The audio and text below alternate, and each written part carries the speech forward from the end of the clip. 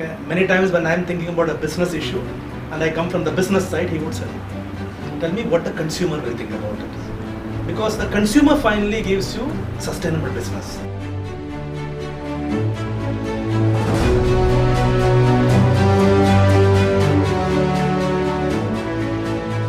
Good afternoon, sir.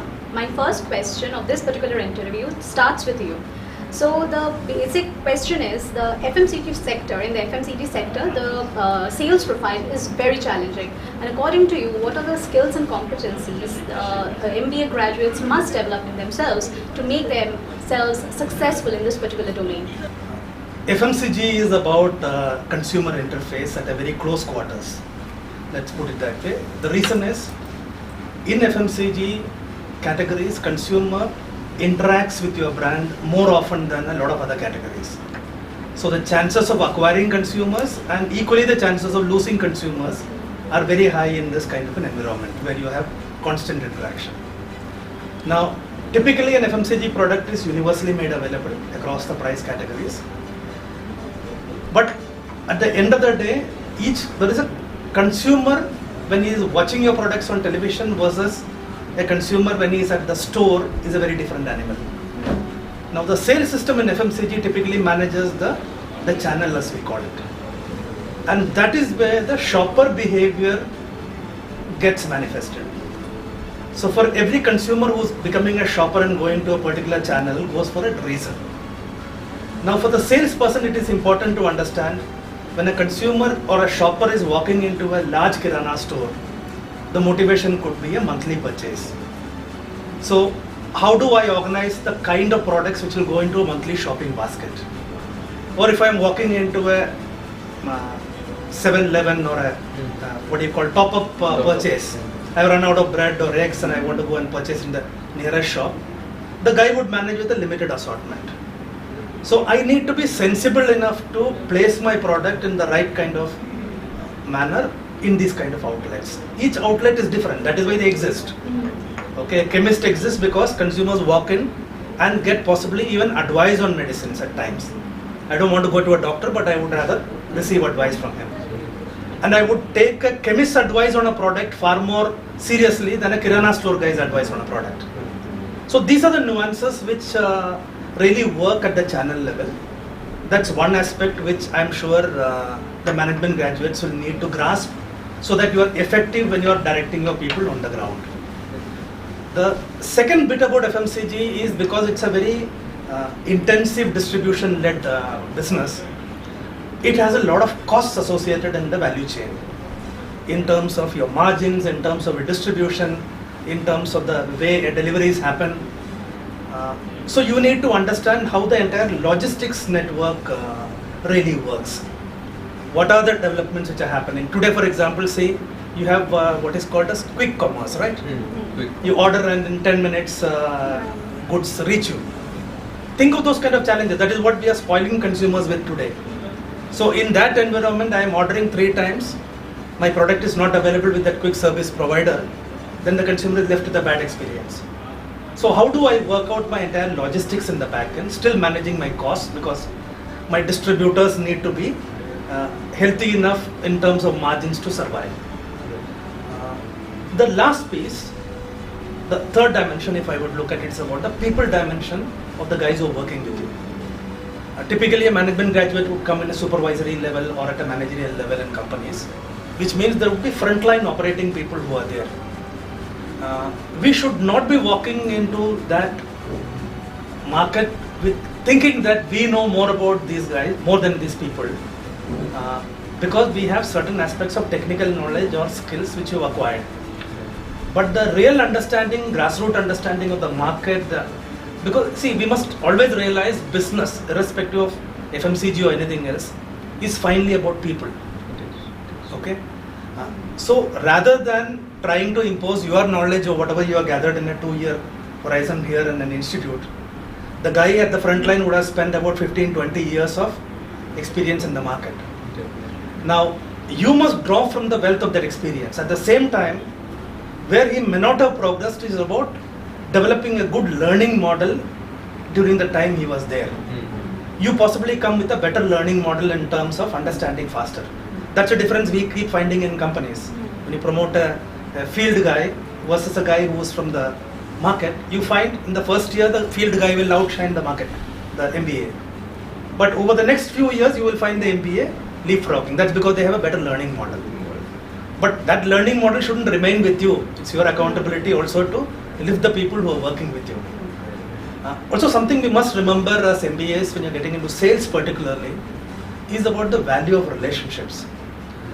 The typical mindset that can happen in an MBA is that everybody and everything is dispensable. Okay, they are there to serve a purpose for me. No. The companies who have done well in this space are the companies who have valued relationships. And like in relationships, like in business, things go up and down. A distributor who has been with you for 30 years is going through a bad patch, doesn't mean you throw him away. Support him during the period, nurture him and bring him back. Because relationships really do matter. That's what I would do. Thank you so much, sir. My next question will be for Gaurav sir. First of all, sir, thank you so much for coming to our campus. It was wonderful having you here. My question for you would be, sir, like a budding manager like me who is graduating his MBA and who wishes to have a career in business consulting, what according to you must I have the competencies and the skills that would take me to heights in the career? So, I think let me first split consulting into the way it's happening today. There's business consulting happening and there's technology consulting happening. And technology consulting is happening because there is a lot of digital that's happening. I think the second important aspect that I need to bring in is that consultants always have to be a few steps ahead of the implementers in the industry. What do you go and consult somebody on if you don't know what is going to happen now or how best to do it? So I think if you got to get into the consulting world, you really need to understand the industry that they work in. For example, most consulting companies are split according to verticals, according to consumer products or telecom products, because that's where they advise. So, you can't become a great consultant without understanding and, where your passions, where your knowledge is the best and developing it. Once you do that, I think the rest will follow through automatically. Thank you so much, sir. So my question to sir would be like, the industry that you are leading right now is a very competitive industry, yet your organization is leading one of the top games. So what according to you is the success mantra of Bisleri that is leading the organization in such great heights? Okay. I think possibly the DNA of this organization was being ahead of its time. At a time when paying for water was unthinkable in the 1960s. That's when Bisleri came into being in the country.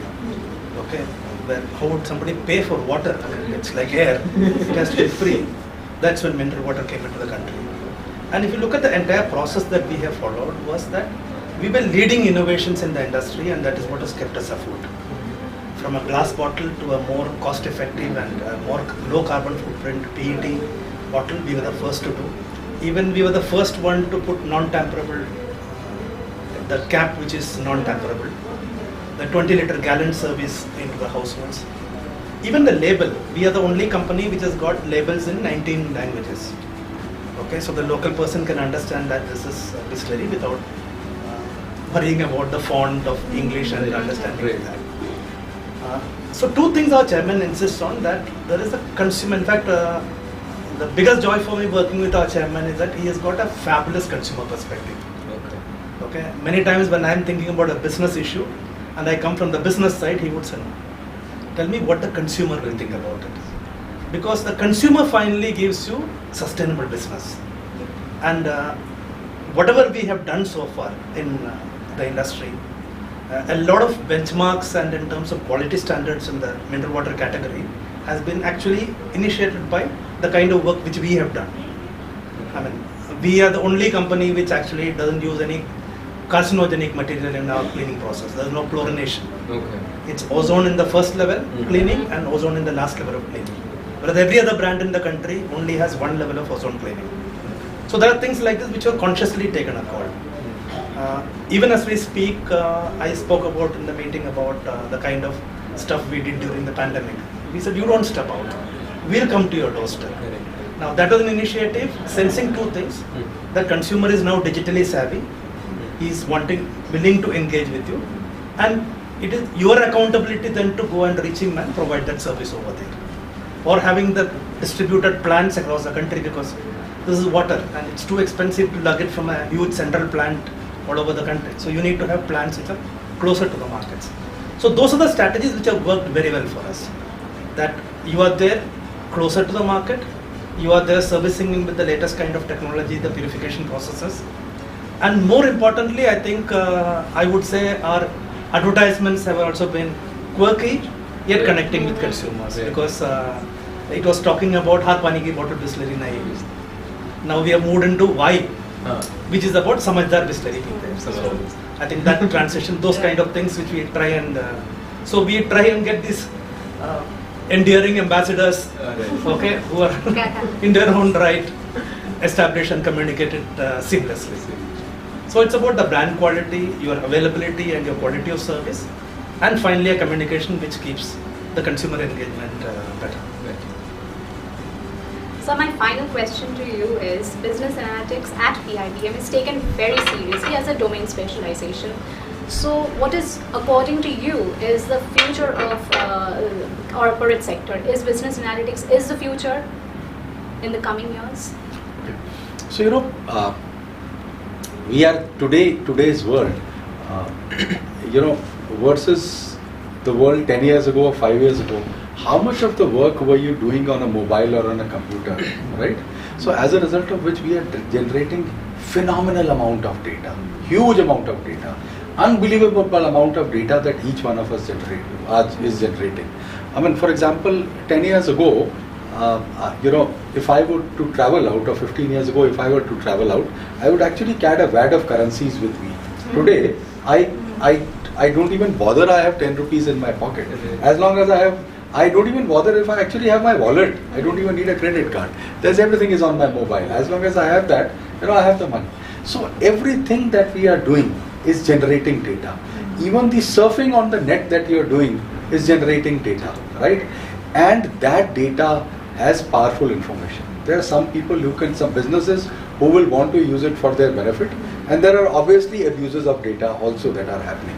So I think, as data and digitization increases, about 10 years ago when you wanted to open a bank account, you filled up an application, right? Today, there are banks who say, don't even walk out of your home, we'll digitally connect to you, we'll connect all your details, we'll get an EYCK done through the Aadhaar records, and we will create it. Digital transactions. How many times are you going to the bank in a year? You are not. Digital transactions. So I think there's a lot of data getting generated. What is analytics about? And analytics is, I think the analytics has all moved. Earlier we used to report, these many customers did this much of cash transactions every day. But that data was only useful saying how much of cash transactions are happening. Today the dimensions have changed. What kind of customers are using my banking system? What time of day are they using it? Because then I can buy more predicted server space at that time. Are my savings bank customers also picking up my credit card? If not, what credit cards are they using? What is their spend patterns? How much of loans do they take in a year? The dimensions that you are analyzing from a customer perspective is changing. And this is happening in each and every industry. Everywhere it's happening. So you see, analytics has moved from analyzing information to advanced analytics to predictive analytics. You're going to predict now, and then it will move to prescriptive analytics, where you go and prescribe, right? That's what you study. So I think that's a reality. It is going to happen. It is already happening. AI, ML that you keep hearing about, it is already in there. I think the essence is that it is here to stay. Data is only going to get bigger, and that's why we call it big data. It's moving there. Thank you so much, sir. Thank you so much, sir, for such wonderful insights, and we look forward for having you at the campus again. Thank you, sir. Thank you so much, sir.